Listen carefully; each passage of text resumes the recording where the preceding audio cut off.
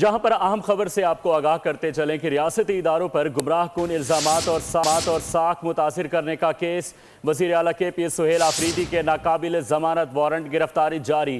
اسلام آباد سیشن عدالت کا سہیل آفریدی کو گرفتار کر کے پیش کرنے کا حکم۔ سینئر سول جج عباس شاہ نے سہیل آفریدی کے خلاف مقدمے کی سماعت کی۔ آپ کو بتاتے چلیں کہ ریاستی اداروں پر گمراہ کن الزامات اور ساکھ متاثر کرنے کا جو کیس تھا، اس کے حوالے سے جو ڈیولپمنٹ آئی ہے اس سے ہم لوگ آگاہ کریں گے آپ کو اور جانیں گے تفصیلات محمد علی جا سے۔ جی علی جا، آگاہ کیجئے گا۔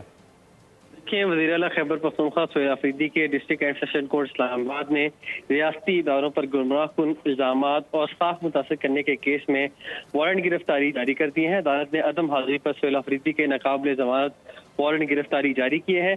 عدالت کا سہیل آفریدی کو گرفتار کر کے پیش کرنے کا حکم۔ سینئر سول جج طاہر عباس سپرا اور جج عباس شاہ نے سہیل آفریدی کے خلاف درج مقدمات کی سماعت کی۔ عدالت نے کیس کی مزید سماعت 26 مارچ تک ملتوی کر دی۔ جی سبسکرائب کریں اور بیل دبائیں تاکہ کوئی خبر رہ نہ جائے۔